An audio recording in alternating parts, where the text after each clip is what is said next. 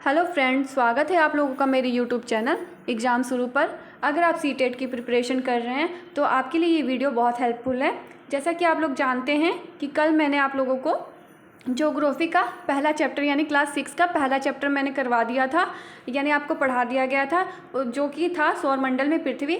आज हम ज्योग्राफी के 6 क्लास का सेकंड लेसन पढ़ेंगे, जो कि है ग्लोब, अक्षांश एवं देशांतर रेखाएं। क्या है? ग्लोब, अक्षांश एवं देशांतर रेखाएं। यानी इसमें हम क्या पढ़ेंगे? अक्षांश और देशांतर रेखाओं के बारे में पढ़ेंगे कि अक्षांश रेखाएं क्या और देशांतर रेखाएं क्या होती हैं। तो चलिए वीडियो स्टार्ट करते हैं।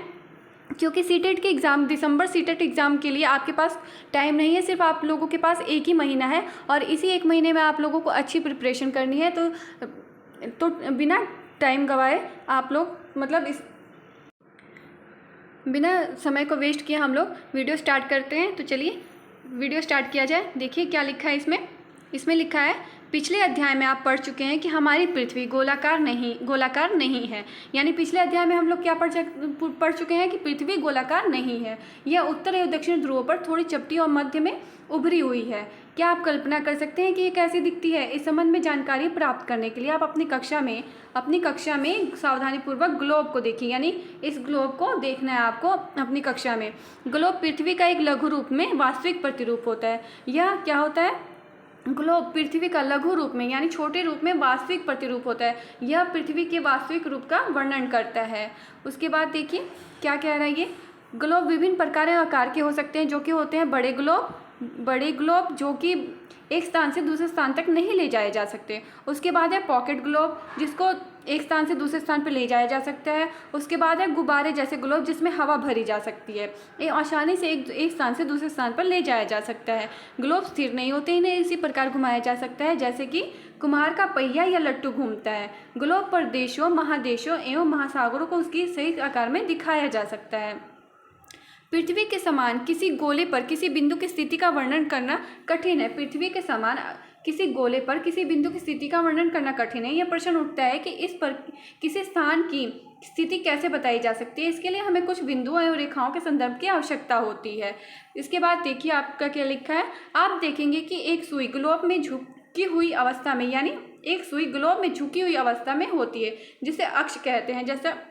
जैसा कि क्या कहा गया है, एक सुई ग्लोब में झुकी हुई अवस्था में होती है, उसे क्या कहा जाता है? उसे अक्ष कहा जाता है। क्या कहा जा सकता है? उसे अक्ष कहा जाता है। ठीक। उसके बाद देखिए ग्लोब पर वे दो बिंदु जिनसे होकर सुई गुजरती है, उत्तर तथा दक्षिण ध्रुव है।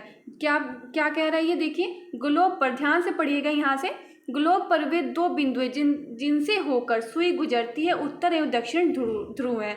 ग्लोब को इस सुई के चारों ओर पृथ्वी की भांति पश्चिम से पूर्व की ओर घुमाया जा सकता है। यानी हमारी पृथ्वी कैसे घूमती है? पश्चिम से पूर्व की ओर घूमती है। तो ग्लोब को भी कैसे घुमाया जाता है? पश्चिम से पूर्व की ओर घुमाया जाता है। लेकिन याद रखें, इन दोनों में एक अंतर है। पृथ्वी पर वास्तव में ऐसी कोई सुई नहीं है, यह अपने अक्ष पर चारों ओर घूमती है। हाँ, ये आपको याद रखना है कि पृथ्वी में ऐसी कोई सुई नहीं लगाई जाती। ये सिर्फ ग्लोब को दिखाने के लिए, यानी ग्लोब को घुमाने के लिए सुई लगाई जाती है, जो कि पश्चिम से पूरब की ओर घूमती है। पृथ्वी पर कोई भी सुई नहीं होती है। यह अपने अक्ष पर चारों ओर अपने ध्रुव पर घूमती रहती है, अक्ष पर घूमती रहती है, जो कि एक काल्पनिक रेखा होती है। एक अन्य काल्पनिक रेखा भी ग्लोब को दो बराबर भागों में बांटती है। एक अन्य काल्पनिक रेखा पृथ्वी को, ग्लोब को यानी दो बराबर भागों में बांटती है। कौन सी रेखा है वो? उसे क्या कहते हैं? उसे विषुवत वृत्त कहते हैं। कि क्या कहते हैं? उसे विषुवत वृत्त कहते हैं। ये क्या होता है? जैसे कि आप देखिए यहाँ पे विषुवत वृत्त की रेखा है आपकी, जो कि ग्लोब में दिखाया जाता है। यहाँ पे देखिए ये आपकी विषुवत वृत्त रेखा है। उसके बाद देखिए पृथ्वी के उत्तर में स्थित आधे भाग को उत्तरी गोलार्ध तथा दक्षिण वाले भाग को दक्षिण गोलार्ध कहा जाता है। यानी ये आपका उत्तरी वाला भाग हो गया, ये उत्तर वाला भाग हो गया, और उसके बाद यहाँ पे आपका दक्षिण वाला भाग हो गया। ठीक। तो क्या कहते हैं? इसे भाग को उत्तरी गोलार्ध तथा दक्षिण वाले भाग को दक्षिण गोलार्ध कहा जाता है। ये दोनों बराबर के आधे होते हैं।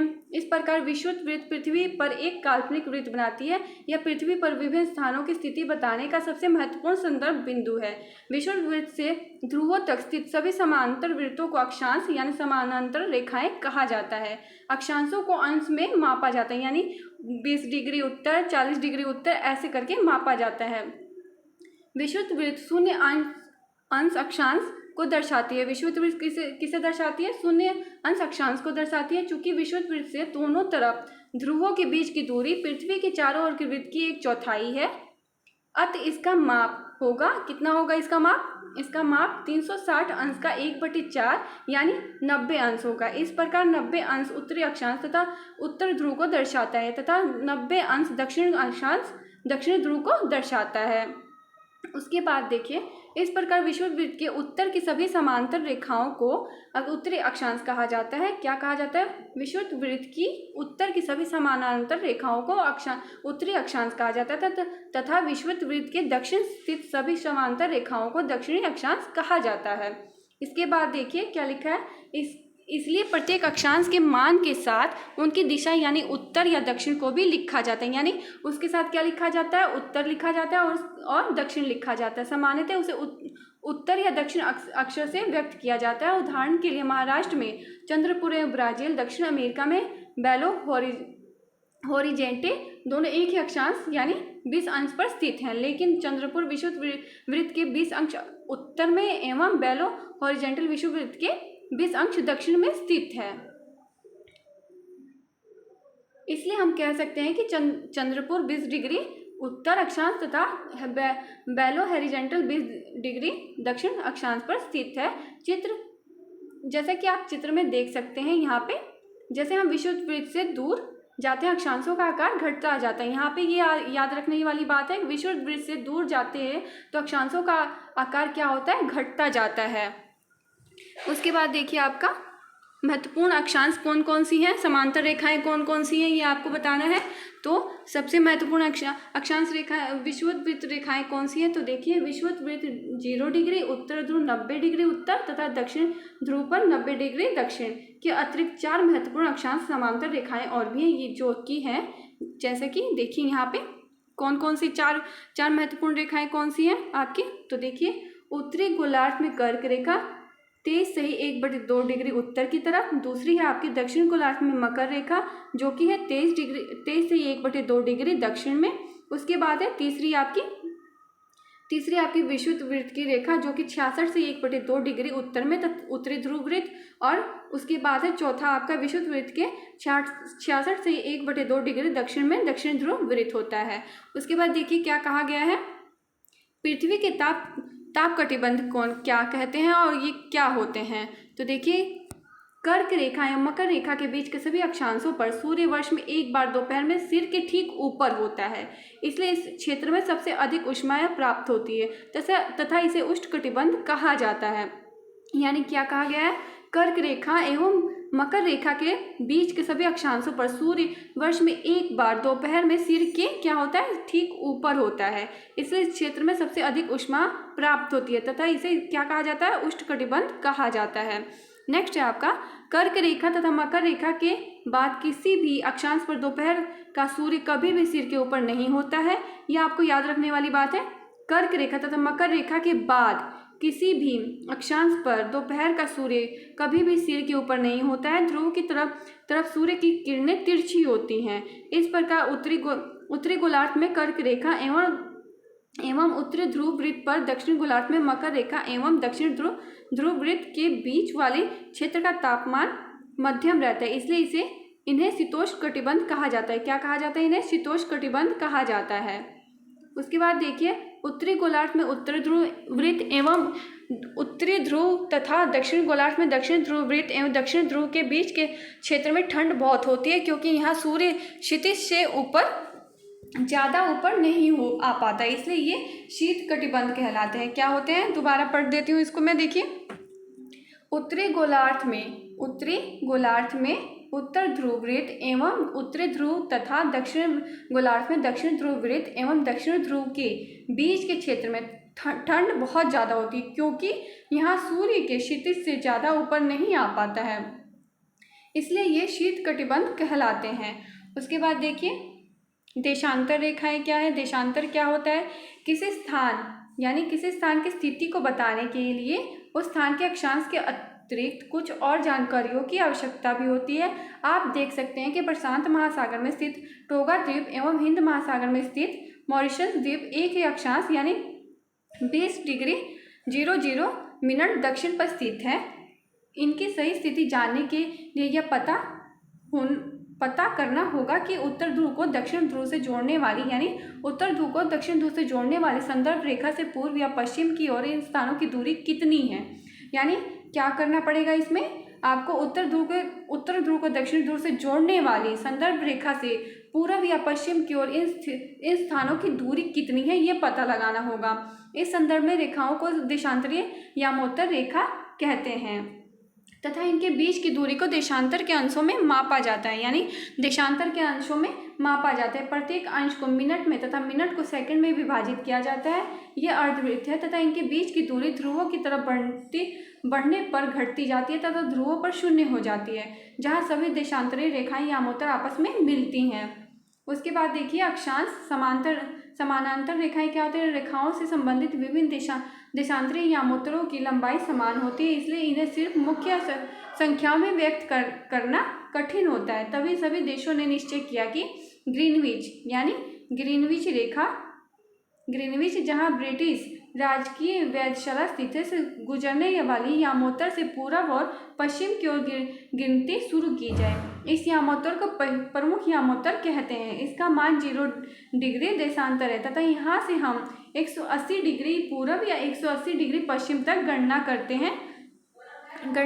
उसके बाद देखिए प्रमुख यामोत्तर तथा 180° यामोत्तर मिलकर पृथ्वी को दो समान भागों, यानी पूर्वी गोलार्ध और पश्चिमी गोलार्ध में विभक्त करती है, यानी दो भागों में बांट देती है। कौन कौन से? पूरब में और दूसरा क्या है, पश्चिम में।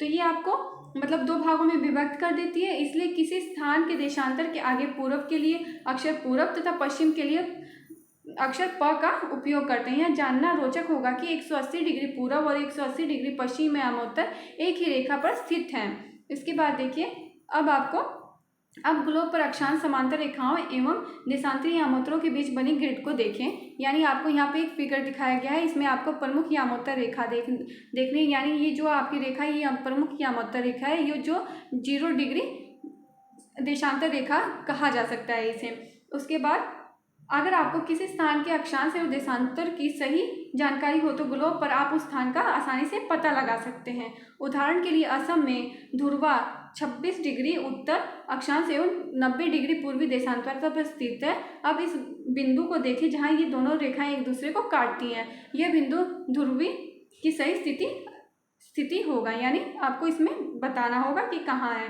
इसके बाद देखिए इसको समझने के लिए कागज का समान धुरी वाली क्षैतिज तथा ऊर्ध्वाधर रेखाएं खींचिए, जो कि ऊर्ध्वाधर रेखाओं को संख्या 1 2 3 4 से तथा क्षैतिज रेखाओं को क ख ग घ र अक्षरों से व्यक्त करें। जिन बिंदुओं पर ये ऊर्ध्वाधर तथा एवं क्षैतिज रेखाएं एक दूसरे को काटती हैं वहाँ कुछ छोटे वृत्त खींचिए। इन छोटे वृत्तों को अ ब स द तथा ध नामों से व्यक्त कीजिए। मान लीजिए कि ऊर्ध्वाधर रेखाएं पूर्व देशांतर और क्षैतिज रेखाओं की उत्तरी अक्षांशों को व्यक्त करती है। नेक्स्ट है आपका, देखिए जो ये है ये आपका दिया गया है, यहाँ पे आपका ग्रीनविच दिया गया है, जो कि देखिए यहाँ पे आपका ये वाली जो रेखा है ग्रीनविच रेखा है। यहाँ पे आपका माइनस में और प्लस में, यानी इधर आपका माइनस में है और इधर आपका प्लस में दिखाया गया है। यह आपका अंतर्राष्ट्रीय तिथि रेखा है, यानी जो आपका अंतर्राष्ट्रीय तिथि रेखा जो है ये है आपकी, देखिए ये टेढ़ी मेढ़ी रेखा है अंतर्राष्ट्रीय तिथि रेखा, यहाँ पे लिखा हुआ है आपका। उसके बाद देखिए देशांतर और समय, यानी देशांतर और समय को हम कैसे समझ सकते हैं। तो देखिए यहाँ पे क्या है, समय को मापने का सबसे अच्छा साधन पृथ्वी, चंद्रमा या ग्रहों की गति है। सूर्योदय और सूर्यास्त प्रतिदिन होता है। आज स्वाभाविक ही है कि पूरे विश्व में समय निर्धारण का सबसे अच्छा साधन है। स्थानीय समय का अनुमान सूर्य के द्वारा बनने वाली परछाई से लगाया जा सकता है, जो दोपहर में सबसे छोटी एवं सूर्योदय तथा सूर्यास्त के समय सबसे लंबी होती है। उसके बाद है ग्रीनविच पर स्थित प्रमुख यामोत्तर एवं सूर्य जिस समय आकाश के सबसे ऊंचे बिंदु पर होगा उस समय यामोत्तर पर स्थित सभी स्थानों पर दोपहर होगी। यानी जब सूर्य सिर के ऊपर होगा तो वहाँ पे क्या होगा, सब जगह दोपहर का समय होगा। चूँकि पृथ्वी पश्चिम से पूरब की ओर चक्कर लगाती है, अतः स्थान को ग्रीनविच के पूर्व में है उनका समय ग्रीनविच समय से आगे होगा, तथा जो पश्चिम में है उनका समय पीछे होगा। यानी अगर आपका देश जो है पूर्व दिशा में है तो आपका क्या होगा, समय आगे होगा। अगर आपका देश पश्चिम में है तो आपका समय जो है पश्चिम यानी माइनस में जाएगा, उसका समय पीछे रहेगा। ठीक, एक दिन आगे पीछे होता है ये। उसके बाद देखिए समय के अंतर को दर की गणना निम्नलिखित विधि से की जा सकती है। पृथ्वी लगभग 24 घंटे में अपने अक्ष पर 360 डिग्री घूमती है। कितने डिग्री घूमती है? 360 डिग्री घूमती है। अर्थात एक घंटे में 15 मिनट एवं 4 मिनट में 1 डिग्री घूमती है। इस प्रकार जब ग्रीनविच में दोपहर के 12 बजते हैं तब ग्रीनविच में 15 डिग्री पूरब में समय होगा 15 गुणा 4 यानी 60 मिनट। 15 गुणा 4 यानी बराबर में 60 मिनट, अर्थात ग्रीनविच के समय से 1 घंटा आगे। अर्थात वहाँ पे क्या होगा, वहाँ दोपहर का 1 बजा होगा, लेकिन ग्रीनविच से 15 डिग्री पश्चिम का समय ग्रीनविच समय से 1 घंटा पीछे हो गए हैं, यानी वहाँ सुबह के 11 बजे होंगे। इसी प्रकार जब ग्रीनविच पर दोपहर के 12 बजे होंगे उस समय 180 डिग्री पर मध्य रात्रि होगी। नेक्स्ट है आपका, जब किसी स्थान पर सूर्य आकाश में अपने उच्चतम बिंदु पर होता है दोपहर में, उस समय घड़ी में दिन के 12 बजे हैं। इस प्रकार घड़ी के द्वारा दिखाया गया समय उस स्थान पर स्थानीय समय होगा। आप देख सकते हैं कि यदि देशांतरी यामोत्तर पर सभी स्थानों का स्थानीय समय समान होता है। अब देखिए क्या कहा गया, हम मानक समय क्यों मानते हैं, क्योंकि मानक समय क्यों मानते हैं, अलग अलग यामोत्तर पर स्थित स्थानों के स्थानीय समय में अंतर होता है। उदाहरण के लिए बहुत से देशांतरों से होकर गुजरने वाली रेलगाड़ियों के समय सारणी तैयार करना कठिन होता है। भारत में गुजरात के द्वारका तथा असम के डिब्रूगढ़ के स्थानीय समय में लगभग 1 घंटा 45 मिनट का अंतर होगा। इसलिए यह आवश्यक है कि देश के मध्य भाग से होकर गुजरने वाले किसी यामोत्तर के स्थानीय समय को देश का मानक समय मान लिया जाए। इस यामोत्तर रेखा के स्थानीय समय को पूरे देश का मानक समय माना जाता है। भारत में 82 से 1/2 डिग्री पूरब यानी 82 डिग्री 30 मिनट पूरब को मानक यामोत्तर माना जाता है। कितना माना जाता है? मानक यामोत्तर माना जाता है 82 डिग्री 30 मिनट पूरब को। इस यामोत्तर के स्थानीय समय को पूरे देश का मानक समय माना जाता है। इसे भारतीय मानक समय के नाम से भी जाना जाता है। कबीर भोपाल के निकट एक छोटे से नगर में रहता है। वहाँ अपने मित्र आलोक से कहता है कि वे लोग आज रात्रि में नहीं सो पाएंगे। भारत एवं इंग्लैंड के बीच एक क्रिकेट मैच लंदन में 2 बजे अपराह्न में यानी दोपहर में शुरू होगा। अर्थात भारत के समय अनुसार मैच शाम के 7:30 बजे शुरू होगा तथा देर रात्रि में समाप्त होगा। क्या आप जानते हैं कि भारत एवं इंग्लैंड के बीच समय में क्या अंतर है? देखिए, भारत ग्रीनविच के 42 डिग्री 30 मिनट पूरब में स्थित है तथा यहाँ का समय ग्रीनविच समय से 5 घंटा 30 मिनट आगे है। इसलिए जब लंदन में दोपहर 12 बजे होंगे तब भारत में समय शाम के कितने बजे होंगे? भारत में शाम के 7:30 बजे होंगे। कितने बजे होंगे? 7:30। और कितने मिनट आगे है ग्रीनविच से? 5 घंटा 30 मिनट आगे है। तो अगर अब लंदन में दोपहर के 2 बजे हैं तो भारत में उसी टाइम 7:30 यानी शाम को 7:30 होंगे। कुछ देशों के देशांतरी विस्तार अधिक होता है जिसके कारण वहाँ एक से अधिक मानक समय अपनाए गए हैं। लेकिन उदाहरण के लिए रूस में 11 मानक समयों को अपनाया गया है। पृथ्वी को एक घंटे वाले 24 समय क्षेत्रों में बांटा गया है। इस प्रकार प्रत्येक समय क्षेत्र 15 मिनट देशांतर तक के क्षेत्र को घेरता है। नेक्स्ट है आपका, उसके बाद है आप लोगों का क्वेश्चन आंसर। अगर आप क्वेश्चन आंसर भी करना चाहते हैं तो कमेंट सेक्शन में हमें ज़रूर बताएं कि आप लोगों को क्वेश्चन आंसर भी करना है। अगर आपको ये वीडियो पसंद आए तो लाइक, शेयर, कमेंट और सब्सक्राइब करना ना भूलें। Thanks for watching.